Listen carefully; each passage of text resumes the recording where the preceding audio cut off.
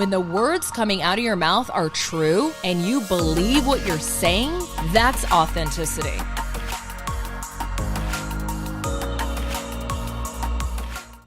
All right, everyone. Welcome to another episode of I Am Nineveh. Today, we have a very special guest with us. In the house is Moncy Brambila. Did I say that right? You did. Congrats. Wait, what's your background? Brambila. Brambila, it's Spanish and Mexican and a little bit of Italian. I was wondering if you had some Italian in you. I love that name. Okay, so she's a podcast director and producer. She's actually my podcast producer and director. I know that sounds really possessive.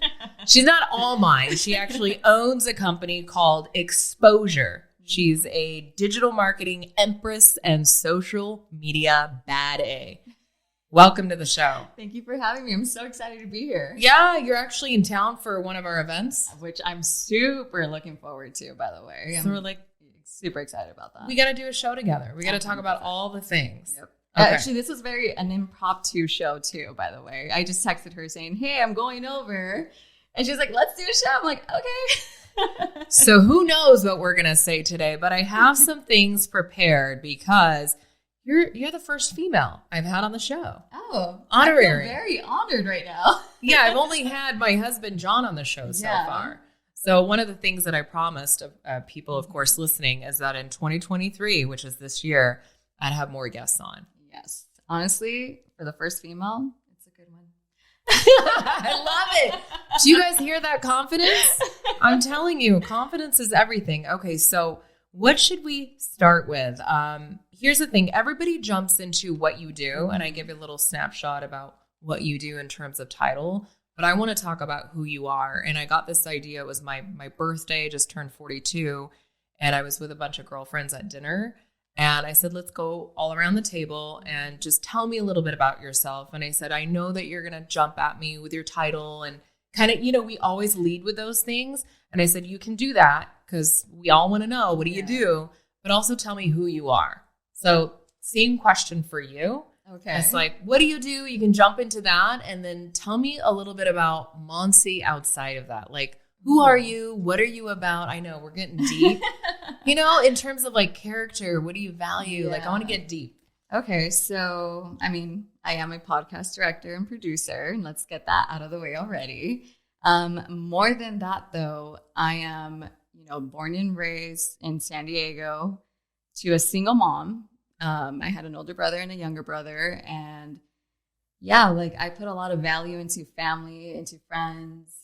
I put my connections with people are very strong for me. Although your podcast episode about decluttering is very point on, sometimes you gotta get rid of some people.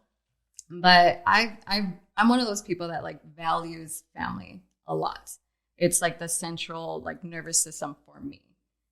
I need to I always go back with family, my networking and all that. So that's something that's very core to me.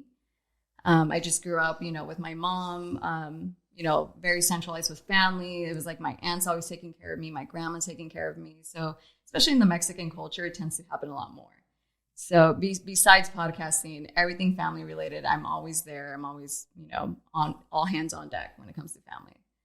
And then also not letting them take advantage of it too. But yeah, I know family means a lot to you, just from what you've shared on Instagram as well, and what family means to you, especially your mom. Yes. I know she's had a huge impact on your life. Yes. Major impact, which we don't need to go over on the podcast right now. We can if you want to. Yeah, well, there we go. So my mom actually got diagnosed with breast cancer. And so it's a new transition for all of us. She's a very strong woman. And by strong, I mean, she's a pillar for me, one of my foundational pillars. So the fact that she's going through all of this has really, one, put us all together as a family of getting together, making sure that she's strong always. And, we have to be there for her to make her that strong pillar all over again. And she's always been there for you. Always been there for me, no matter what, the good, the bad, the ugly, the sad, everything. So now it's our turn.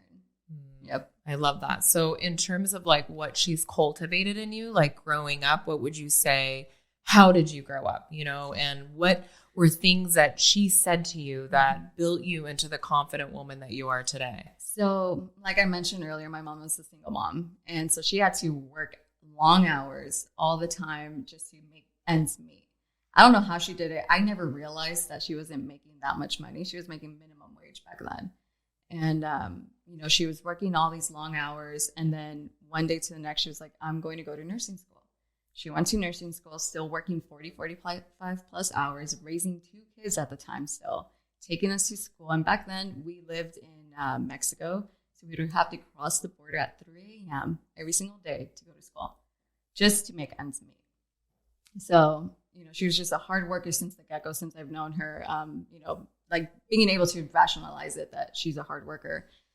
She got her nursing degree. And then as soon as like a year later, when she got her nursing degree, she became the director of her facility.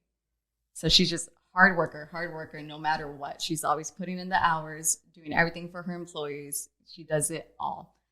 She likes to spend more time actually in the office probably than she does at home. Let's just put it that way. But that made me value the essence of hard work. Like you have to put in hard work in order to get what you deserve back. Like you have to put in your hours, and then you get what you deserve at the end too. I mean, she was just a CNA. She wasn't making anything.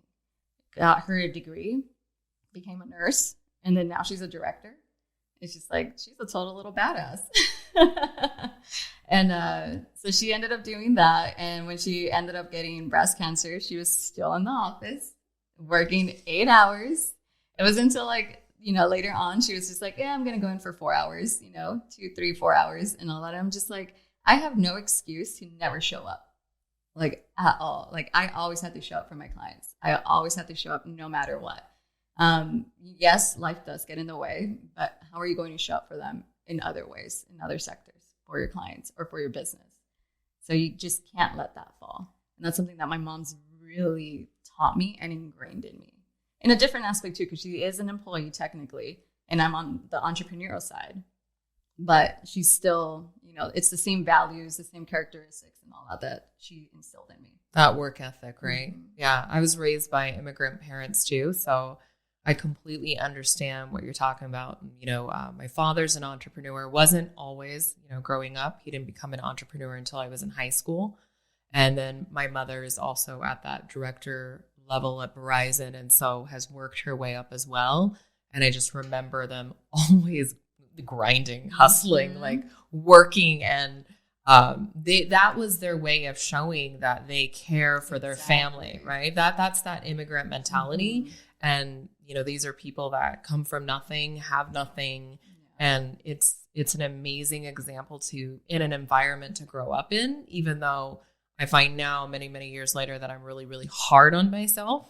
Yes, there is a downfall to all of it, too. What's the downfall, though, of all of this hustling? This is one thing, yes. There's a little bit of a downfall, which is you don't know when to stop. Like, I'll get home and, I get home and I'm still working. And granted, thankfully, I have an amazing fiance and he completely understands. He's also hardworking, too, and he's, working till 9 p.m. also. I'm like, we just got to do what we got to do, Yeah, this is the time to build, though. Exactly. We're at that age where we don't have kids yet. And we're young enough to, still keep going and grind. Like, we don't have any other commitments to anyone or anything else. And, yeah, it is our time right now. Yeah, we have one daughter, and I remember when before her, we were workers and we were hard workers, but we said, what were we doing with all our time? Like when she wasn't around, we're like, we were kind of, I don't know, maybe we were kind of lazy because now we're just so much more efficient too. And we're like, what did we do with all that time? So we always say to the younger crowd, use that time you have to build the foundation, because once you start adding other things in your life, like family, then the dynamics change and you can still be very successful, of course. It's just you shift a lot of things. Pulled in a lot of directions at that moment. Yeah. So you really have the ability to focus now. So yeah, you mentioned your mom was an employee, a very hard worker, very similar to my family background, but you are an entrepreneur. So what made you realize that you are a businesswoman, an entrepreneur? So, that's so funny you ask. It wasn't really like that the whole time. My mom being a nurse, I was like, I'm going to the medical field. I'm going to be a doctor because I always wanted to one up always. Like, I'm going to be a doctor. I went to school for it. I did like all these different degrees. And when I was going there, I was just like, I don't want to be a doctor anymore. I then decided to do personal training. I did personal training for a while, and like I liked helping people, and I was just like, okay, well, this isn't really my jam. Like, I don't really like it that much. I didn't know you were a personal trainer. Okay. And so then I was just like, I was still going to school, and I was just like, let's just change the trajectory and let's become a physical therapist. So I started going to school for that, worked at a physical therapy place, and so all this time I was an employee the whole way. I was a cocktail server. I was a physical therapist aide, doing 2 jobs at one time and just making ends meet basically. And yeah, I went to school for, I got my degree finally. I was just like, okay, let's go. I'm ready. And as I was this close, super close to getting my DPTs of my doctorates in physical therapy to go to school for it. And then my fiance was like, hey, you're always on social media. You're always on it. Like, you generate all these like people like liking you and all that kind of stuff. And why not like make it like a side job for you? I'm like, well, that's not a bad idea. Like, why not? He's like, well, I have someone for you. And I ended up being his business partner. And it just took off from there. Like, that was like the initial. So thank you, Nick. I appreciate you for pushing me towards that. That's your fiance's name, yes, right? Yeah. Yes. And so it started with him, and then his name's Chris. And so I started with him, blew his stuff up, and he started networking me to other people. And that's how I met like all my other clients. And they started, pushing me towards other people. And I was just like, oh, I'm really liking this. And the cash was actually pretty good. And back then I was like grandfathering people in for like nickels on the dime. It was like nothing what it is now. And yeah, so it just started from there. And I was a cocktail server, still going to school for like DPT and all. And I was just like, you know what? If I'm going to grow this, I need to be all in. Like, this is no longer like a side hustle. This is like full-time hustle because it's a lot of work.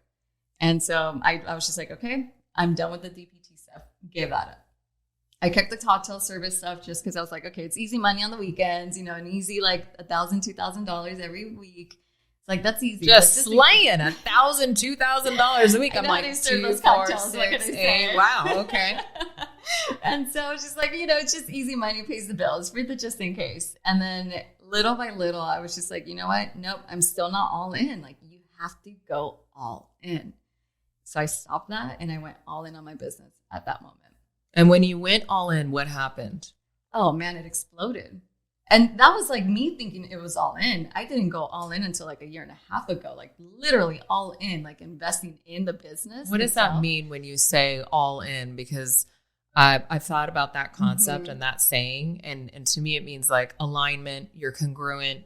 But what does it mean to you when you're like, I'm going to go all in? It's also having the vision for what you're expecting in that, like in the future also. Like, what are you expecting to get out of this? Or if you're going to invest in your business right now, what's the outcome? What's the ROI? Mm-hmm. And so like me investing in employees, that has exponentially grown my business because no longer is it on me. And I have more little mini Moncy's doing all the tasks. Moncy's. I like that. I have little, all them working on like my girl, I know I got a bunch of mini me's too. Yeah, you gotta replicate yourself. Exactly. Yeah. And I wish I can clone myself, but yeah. So like once you do that, your business is able to grow. It's just investing in your business. And like for me back then, all in was just like I got to spend 8, 9, 10, 12 hours working. Like that's what I thought all in was. Absolutely not. I was working in the business. I needed to take a step back and have other people work on it as I grew it.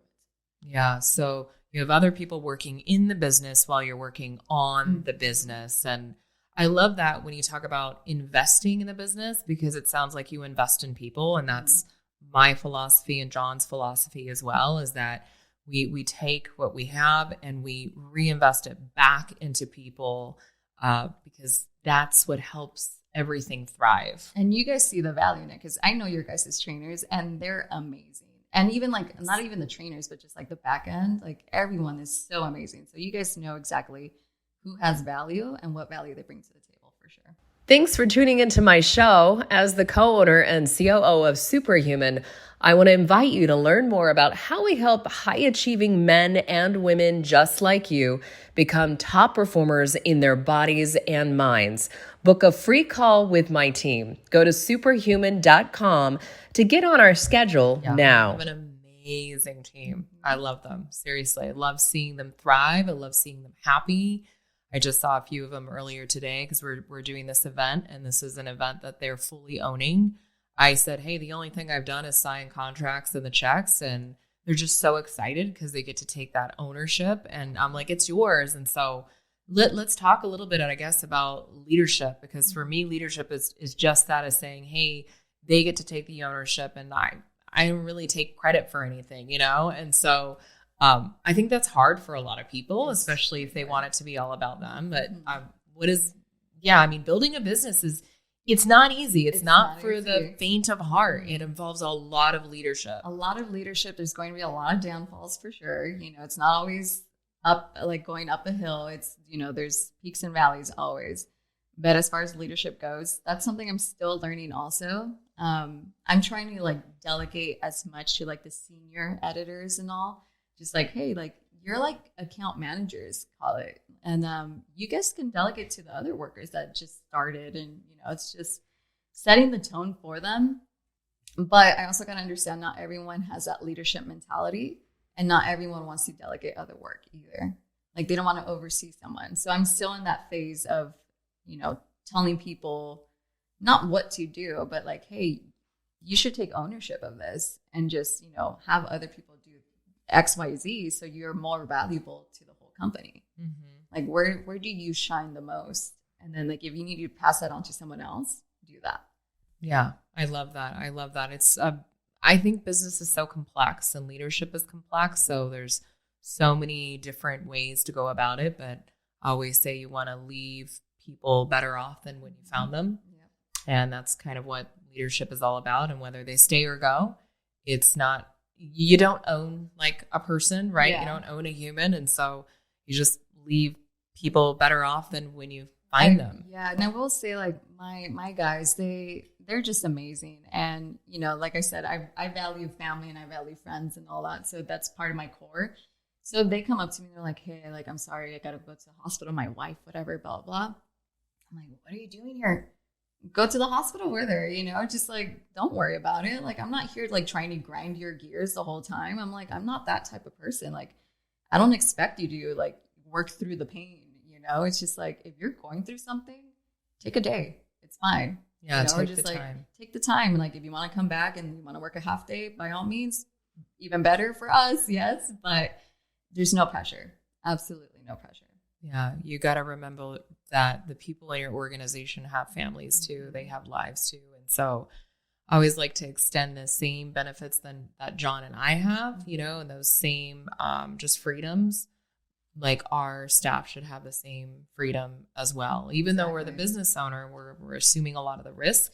It's just, I think if you can give them the flexibility and the autonomy, that loyalty is there. Oh, for sure. And they'll want to stay with you longer because they see the value in it. And I don't want to say they don't want to take advantage of like, you know, extending that. They probably won't, because they know of like, hey, I'm sick.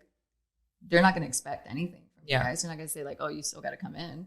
Mm-hmm, mm-hmm. There's no clocking in and out for me. I don't operate that way. Yeah. I had an old boss just like you. I used to be an employee for over 20 years. That was like my background. I was an employee, you know, and then jumped into business.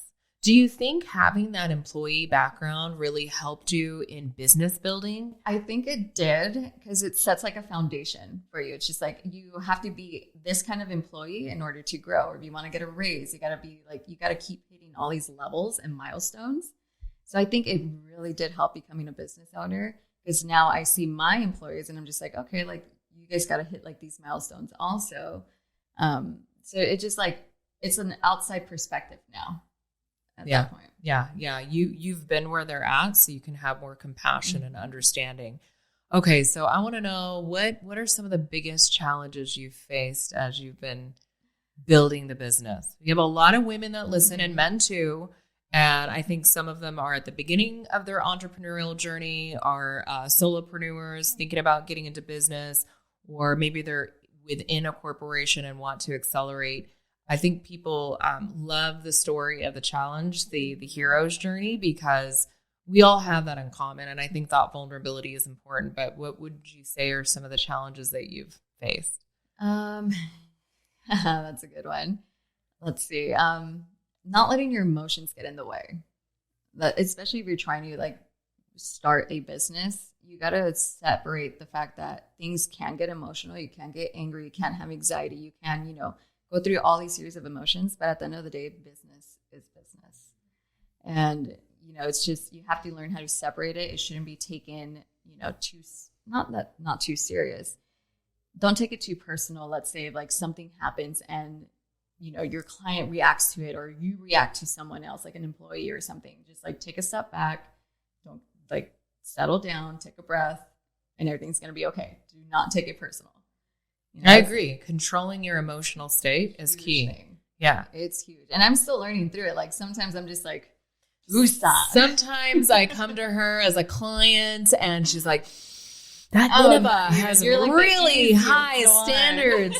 You know what's interesting is like when I hire people, everybody values different things when it comes to business. And I really value process and systems. Yes. And so when I talk to you, I'm like, she's organized. She's got it down. I'm not going to have to ask her, where's this, where's that? And that's exactly what the experience is like. You know what I mean? And it's high quality too. So let's jump into what you actually do for people. Yes. Like me, because I have no idea. I mean, my background's in broadcast, which is very different from podcasting. Mm-hmm. Yes. But I've got a couple of questions here. I want to talk about the importance of having a brand identity and how podcasting can help get yourself and your service, meaning the people listening, like yourself as an individual, as a brand, and then your service, obviously, out there. Yeah. So let's see. Brand identity, huge in today's society. If you don't have a social media, whether it's for yourself, your company, or anything like that, chances are you're probably not going to do so well.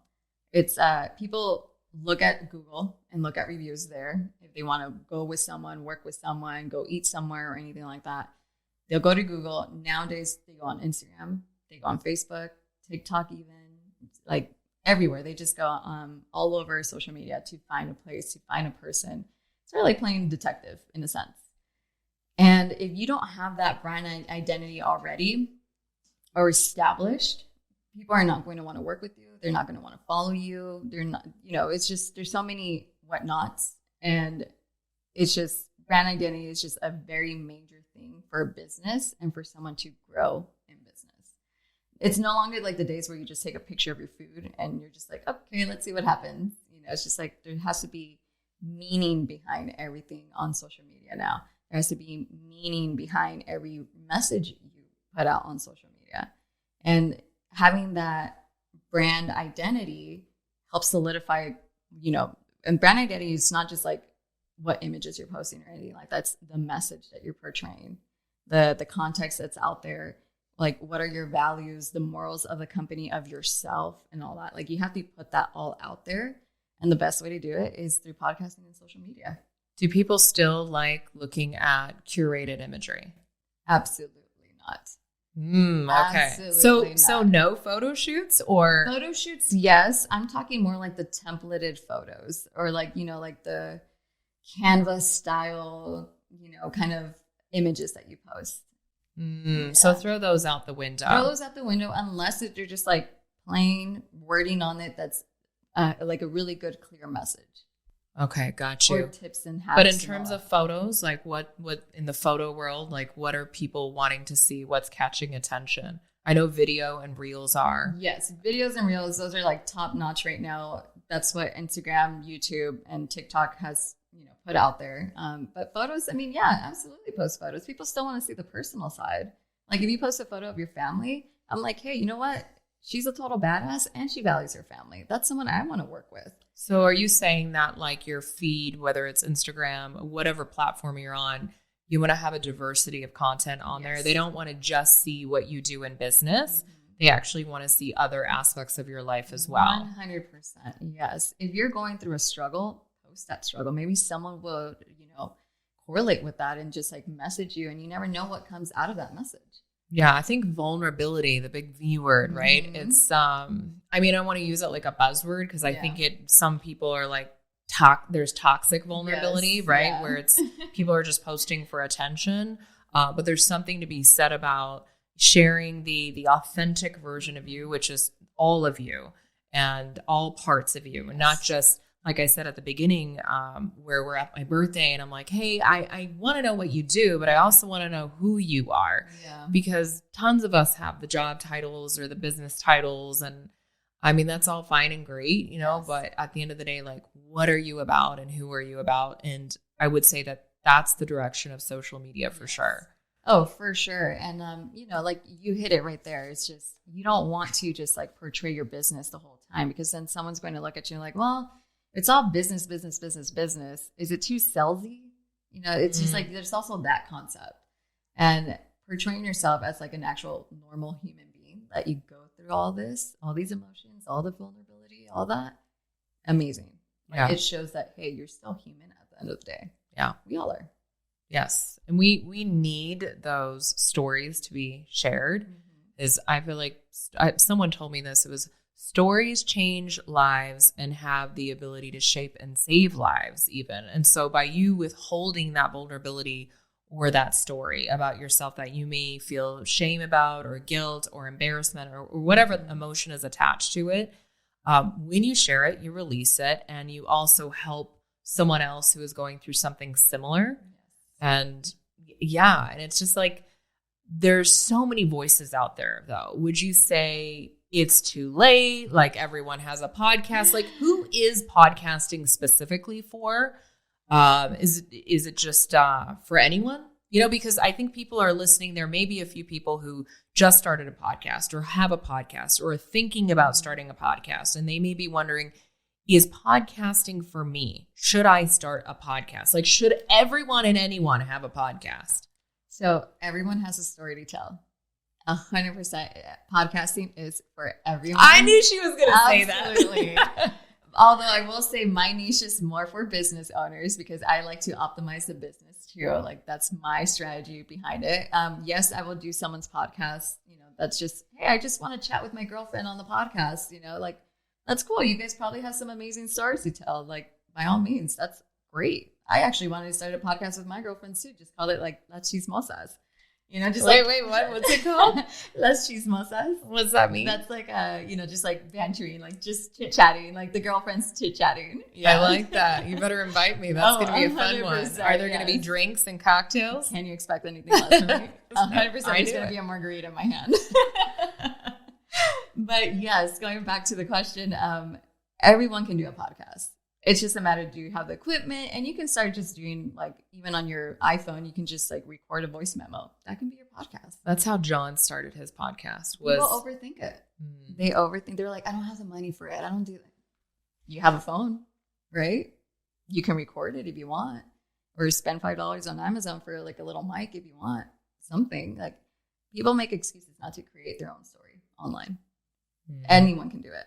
Absolutely. Now, if you want to go further in and like invest in yourself and like hire like my team, for example, then yes, that gets better with time. You have proper equipment, there's the post production side of it, pre-production, all that's involved. But you can still do a podcast and get it running, which is your iPhone. Tell people what you guys do specifically at your company, Exposure. I'm getting exposed. Basically, you just nailed it right there. I help I help people optimize their business through podcasting. So podcasting is like another platform to sell your business, or another platform to share your experiences through your business. So it's capturing another series of audience that you wouldn't really be able to get like on social media, on Google, or anything like that. There's a lot of like podcast listeners out there. It's such a big niche of them, and they're just like listening to a whole bunch of podcasts. You never know who you're going to get. So that's what they're doing, is they're consuming. So there's like SEO to this. It's just like Google for content, but for podcasts. Yes. So just like Google SEO, you want to give it like 3 to 6 months to like build it out, like all the keywords, just build it out from there. Once that 6-month marker hits, it's just exponential growth. Wow, I'm excited. We just started together. Yes. How long have we been together? Like maybe a month? Yeah, like a month and a half, I want to say. Yeah, yes. I'm really, I'm like really super excited to see it grow because it is sort of niche, but it's still pretty open to where anyone can still listen to your podcast. So it's just like, I'm excited to see what keywords work for you best. Okay, I'm excited too. We're like 30 minutes in, so I want to respect people's time. Gosh, anything else you want to share? Because I'm going to get into some rapid fire questions, and then I'll also tell the audience how they can get a hold of you in case they want some more tips or read about your business or get in touch and get some help with their podcasting. But one of the questions I think I didn't hit was this whole idea of being a woman in business. Because we're always saying like women in business, woman in business, boss babe. And like, what do you think and what do you make of the boss babe culture? What do you make of labeling yourself as specifically as a woman in business? Honestly, I got rid of that title a long time ago. I'm just like, yes, I'm a woman in business, but I'm not going to let that identify me. Like, I'm not going to go to a client and be like, I'm a woman in business, therefore you must work with me. It's like, no, I'm a business owner and I have X, Y, and Z, all this stuff that I can bring value to you. The whole separation of men and women in the business setting, I don't think it's not needed. For me, like, I don't go saying I'm a woman in business at all. So you think some of this trendy stuff like boss babe, it's just trendy and it's going to phase out eventually. Women have always been powerful. Always. We're very powerful women. Yeah. we don't need to tell people, though. They know. Like, when you walk in a room, you bring a presence. They already know. You're already intimidating people. You just don't have to say it. Yeah. What about the whole, differences? Have you noticed any differences between being like a female in business versus a man? And because that's that rhetoric out there. Yes. Yeah. It has happened to me before where, a man does get a little bit more, what's the word? More respected in the business field. I will say that. But then when they see my value and what I bring to the table, they go exactly to me. So I'm just like, stop looking at who's male and who's female and see what kind of work they actually bring to the table. So there's still some unconscious biases out there for sure. But once you bring the value there and they shift very quickly is what I hear. Mm-hmm. Women are just, they are all around badasses. Yep. They truly are. I mean, I love the men too. I have no hate for men because men are so helpful. I feel like they're allies. Yes. Do you feel like they're allies? Oh, 100% they are. Yes. Absolutely. I mean, I have a lot of male clients and like a lot of my friends actually are male. It's just like that presence, which I feel like rubs off on me sometimes also. But absolutely, they're allies for us. Yeah. 100% they are. Any advice for someone who is searching for the confidence to start, who's holding back? Because I have faced so much of that self-doubt personally, and I talk about that and I've shared that. But from your perspective, because you're such a go-getter, you're such a doer, nobody has to come and like motivate you. Mm-hmm. She's actually in our program, Superhuman. Yes. You loving it or what? So excited about it. I love it. It's funny because I keep repeating that Nineveh barely said super, and I was like, I'm sold. And honestly, ever since then, like, I love my trainer. He's done an amazing job, like sets a structure for me. Absolutely love it. Yeah. But you guys know how to run a business. That's why people end up loving it all the time. Thank you. But for the people who are starting out or they're in the middle of the journey and that there's so many challenges along the way, like what would your advice for them be? And this is for podcasting or starting a business? Just in general, and starting anything, whether it's a podcast or a business or going for what you want in life. So it takes a lot of repetition. You're not going to get it right the first time ever. If you do, kudos to you. Amazing. Like, I want to work with you for sure. But it takes a lot of repetition. There's going to be a lot of downfalls. There's going to be a lot of hiccups along the way. It's just learning from your failure, basically. It's just like, okay, you fail, get back up, learn from it, and then execute again. If you fail again, same thing. Rinse and repeat the whole time. No one's going to get it right 100% of the time. Just keep going, though. You shouldn't stop yourself from doing what you want just because you fail once. Just keep showing up. Always. Best Especially advice for ever. yourself. Always show up for yourself. Okay. Be selfish with that. I love that. I've got 7 rapid fire questions, and then we're going to end this episode. What's your favorite color? Orange. Even though you would think it's thought black. you were going to say black. Black is what I wear all the time, and it's literally what I wear, but you will never catch me wearing orange. She's got black nails. For people not watching the YouTube, Yes. it's like she's always dressed in black. in black. So I'm like, the first question I'm going to ask her is what her favorite color is, and I already know what she's orange. Yeah. Why orange? I think it's, so I'm very, like, I dress in black, yes, but I'm such a bubbly personality, and I think that's what orange really, like, shows off. It's like that bubbly personality. Orange is a beautiful color. I agree. Kids? No kids? Not yet. I'm 30 years old right now. She said not yet. Yes, not yet. Nick, you're Wait, I welcome. feel like 6 months ago, you're like, no. Well, I'm still teetering on Do you the back. hate that question, by the way, if someone's No. like, are you going to have kids? Absolutely not. I mean, Yeah. everyone can ask. And, I'm still at that point where I'm still building my business, and so is Nick. And we're still engaged too. So we want kids eventually at one point. But I keep extending from like 35, maybe 36 years old now. You're young. I'm 42. I had my first when I was 37. Yeah. So Right? That's perfect age. And I might have another one. Yeah, there you go. So what? I honestly, like, the whole geriatric, like, pregnancies and stuff. I'm like, no, like, we're strong. We can handle it. We're good. Yeah, we're good. Plus, we have great doctors nowadays. Yes, we've got superhumans. Exactly. You guys are going to have to open up a whole new side. Oh thing for my pregnancies. goodness. Maybe I'm very passionate about that because I had to go through so many rounds of IVF and just the whole subject of fertility and infertility that women are facing today. So I know I definitely want to help in that arena long term and kind of going on my own journey, kind of figuring out like why that's happening. And the cool thing is that, you have a story behind it. It's not you just like trying to like do another sales project for the team. It's like you actually have a passionate story behind it. Yeah. 100% you should do it. Thanks. Okay. I'm here to Animals? hear you. Thank you. Animals, yes. I have a Frenchie, a little cute 3-year-old French bulldog. I love it. I see him on Instagram. He's a cutie. Favorite food? Ooh, pizza. Pizza. All the way. Cheese pizza? Any toppings? Oh, like, people are going to hate me for this. I'm so sorry. Pineapple and ham. I love that. With jalapenos. Ooh, spicy girl. Yes. Favorite place? Like favorite, that could mean anything. Could mean city, state, place, spot, hangout. Ooh, I will say, and I think I'm very biased to this, but Huatulco, Mexico. So it's by the bay in Mexico City, or in Mexico. They have little turtles out there in the sea, and I also got proposed there too.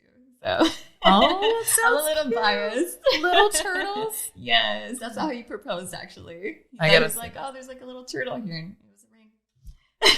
That's so sweet. I love that. Okay, so 3 things you can't live without. Cosmo, my French bulldog. My phone, sadly enough. And let's see. I will say probably my fashion sense. Sorry, Nick, you didn't make the list. Oh, he knows I would choose Cosmo over Nick any day. Hey, I feel you. If I think of 3 things, I'm like, lipstick. Can't live without my lipstick. My pink lipstick. I need it at all times. Yeah. So I love that. Okay, how do people get in touch with you if they want to hire you? Yes, so you can just go on Instagram, look up Moncy CMB. That's Moncy CMB. And then you can just direct message me. Awesome. It was amazing having you on the show. Loved it. Thanks for joining. Thank you. And thanks for listening. If you're loving this show, connect with me on Instagram, share this episode, and leave me a 5-star review on iTunes. Thanks for listening.